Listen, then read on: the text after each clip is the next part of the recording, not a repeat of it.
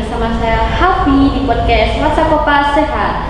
How are you today? Saya harap semoga kalian baik-baik aja ya. Hari ini kita kedatangan tamu spesial loh. Mau tahu nggak siapa orangnya?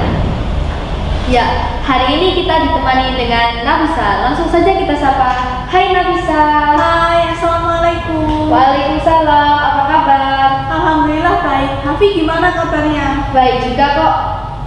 Nah, teman-teman, topik yang akan kita bahas hari ini adalah tentang tren dan isu seputar dunia kesehatan. Dan Nafisa didatangkan untuk menjawab segala pertanyaan kita mengenai topik tersebut. Berbicara tentang tren dan isu kesehatan Inggris. Di tahun 2021 kemarin itu kan juga banyak tren mengenai kesehatan seperti perbaikan kesehatan mental, penurunan berat badan, telehealth, dan lain sebagainya. Dan saya sendiri pun juga ikut turut serta dalam tren tersebut. Tetapi nih ya, jika kita berbicara mengenai isu kesehatan, apa sih yang dimaksud dengan isu strategis itu sendiri?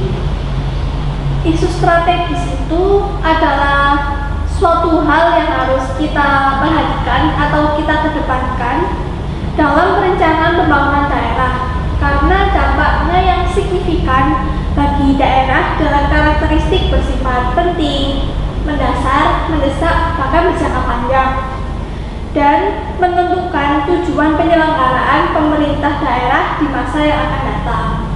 Berarti isu strategis ini sifatnya lumayan penting ya? Iya. Kalau isu strategis dalam bidang kesehatan itu ada berapa dan apa aja itu? Isu strategis dalam bidang kesehatan itu ada 4 yang menjadi arahan Bapak Presiden, yaitu penurunan angka stunting, angka kematian ibu dan bayi, perbaikan pengelolaan jaminan kesehatan nasional, dan penguatan pelayanan kesehatan serta isu terkait obat dan kesehatan. Apa hanya 4 itu saja atau ada selebihnya lagi? Sebenarnya masih ada selebihnya, tapi yang diutamakan ya 4 isu strategis tadi itu. Cara menentukan isu strategis itu sendiri bagaimana? Apakah dengan cara menganalisis dan mengidentifikasi atau dengan cara yang lain? Ya, jadi penentuan isu-isu strategis itu dilakukan dengan mengidentifikasi dan menggali permasalahan-permasalahan pembangunan yang ada dengan menggunakan metode brainstorming atau yang sering kita sebut curah pendapat, dan sekaligus menganalisis keterkaitan masing-masing isu strategis dengan isu-isu yang lainnya. Berarti kita seperti bentukan pendapat gitu ya untuk menentukan isu strategis itu sendiri? Iya. Jika ada isu strategis di bidang kesehatan, berarti ada isu kesehatan dong ya? Kalau isu kesehatan yang biasanya sering dilaporkan itu apa aja? Aku sebutin beberapa ya. Iya. Ada stres, flu, penyakit jantung dan pembuluh darah, diabetes, miopia, dan masih ada lagi. Oke, barusan kan kita berbicara mengenai isu-isu dalam bidang kesehatan. Bedanya isu dan permasalahan itu apa sih sebenarnya? Secara kan kayak milik gitu ya. Isu itu sama permasalahan itu beda ya. Isu itu adalah hal-hal yang belum tentu kebenarannya atau yang sering kita sebut gosip, kabar angin maupun kabar burung. Tapi beda dengan permasalahan yang memang hakikatnya itu adalah sesuatu yang di luar keinginan kita, rencana atau yang diharapkan seorang maupun kelompok. Berarti isu dan permasalahan itu berbeda ya artinya? Iya, beda. Di masa sekarang ini kan sedang maraknya COVID-19. Apakah hal tersebut termasuk masalah kesehatan global? Ya, jadi COVID-19 itu termasuk dari salah satu dari 13 masalah global yang dihadapi oleh WHO, seperti perubahan iklim dan cuaca ekstrim, layanan di wilayah konflik, perbaikan layanan kesehatan, cakupan obat, menghentikan penyakit menular, persiapan menghadapi wabah, melindungi masyarakat dari obat dan produk berbahaya, dan investasi tenaga kesehatan. Oh, saya paham. Jadi COVID-19 ini masih termasuk masalah kesehatan global ya? Iya. Nah, kalau masalah kesehatan yang sering dijumpai masyarakat Indonesia pada umumnya itu apa aja? Ada kegemukan, dan obesitas. Ada lagi merokok. Nah, di Indonesia kan masih banyak masih banyak orang yang merokok.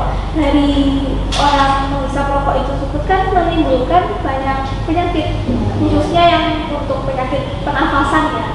Terus ada lagi HIV atau AIDS sama kesehatan mental. Berbicara tentang masalah kesehatan nih ya teman-teman, sebenarnya apa sih definisi umum dari kesehatan itu sendiri dan apa aja yang bisa kita lakukan untuk memelihara kesehatan? Kesehatan itu merupakan hal yang penting ya bagi semua manusia. Karena tanpa kesehatan yang baik, setiap manusia akan sulit dalam melakukan aktivitas sehari-hari. Tapi berbanding terbalik dengan kalau misalkan badan kita sehat, bugar, kita kan pasti semangat Nah, iya, pasti melakukan aktivitas sehari-hari. Berarti lumayan berharga juga ya kesehatan ini bagi kehidupan manusia. Iya, Saya sering melihat kata-kata kesehatan selalu tampak berharga setelah kita kehilangannya. Menurut kamu sendiri nih ya, mengapa kesehatan itu sangat penting dan sangat berharga? kesehatan itu adalah suatu faktor yang sangat berharga di dalam hidup. Tubuh yang sehat itu sanggup meringankan Anda dalam melakukan berbagai aktivitas tanpa ada kendala kan? Ya.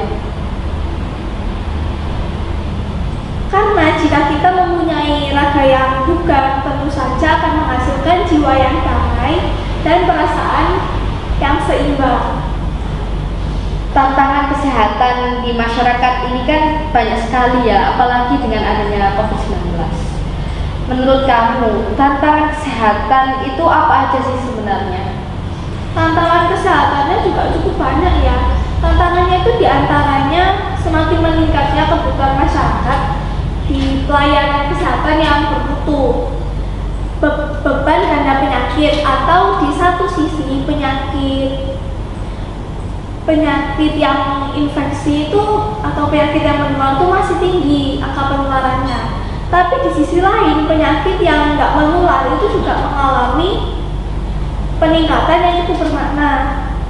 Disparitas status kesehatan antar wilayah juga cukup besar, terutama di wilayah timur, daerah terpencil, perbatasan, dan kepulauan atau DTPK. Peningkatan distribusi obat yang bermutu dan terjangkau, jumlah SDM kesehatan juga kurang, disertai distribusi yang tidak merata. Adanya potensi masalah kesehatan akibat bencana alam atau perubahan iklim, serta integrasi pembangunan infrastruktur kesehatan yang melibatkan lintas sektor, pemerintahan, pusat daerah, dan swasta. Berarti masih banyak juga ya tantangan kesehatan masyarakat Indonesia saat ini. Iya, masih banyak. Di Indonesia sendiri kan tentu ada pelayanan untuk membantu mengatasi permasalahan itu. Apa aja sih pelayanan kesehatan yang ada di Indonesia selain rumah sakit pada umumnya? Bentuk-bentuk pelayanan kesehatannya juga lumayan banyak ya.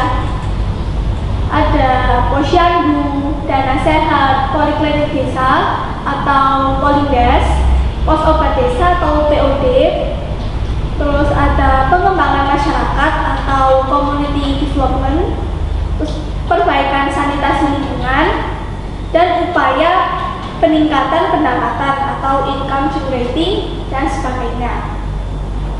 Berarti lumayan banyak juga ya bentuk pelayanan masyarakat di Indonesia itu sendiri. Iya, lumayan banyak. Jadi bentuk-bentuk pelayanan kesehatan yang ada di Indonesia itu nggak cuma ada di RSUD atau puskesmas, tapi di desa-desa itu juga ada. Nah, tadi kan ada polindes, pos obat desa, pengembangan masyarakat atau community development. Nah, kalau puskesmas itu sebenarnya melayani apa aja? Jadi gini, dengan sumber daya yang ada, puskesmas itu menawarkan berbagai layanan kesehatan yang terjangkau, seperti konseling, pelayanan kesehatan ibu dan anak, imunisasi, pelayanan gizi dan pembinaan posyandu, serta pencegahan dan pengendalian penyakit, baik penyakit yang menular atau yang tak menular. Lumayan beragam juga ya pelayanan di puskesmas itu sendiri. Iya, banyak juga sih. Nah, itulah obrolan kita dengan Nafisa. Wih, seru juga ya. Teman-teman, saya rasa sudah cukup sekian untuk ngobrol-ngobrol tentang tren dan isu seputar kesehatan. Terima kasih untuk Nafisa yang sudah hadir pada siaran hari ini.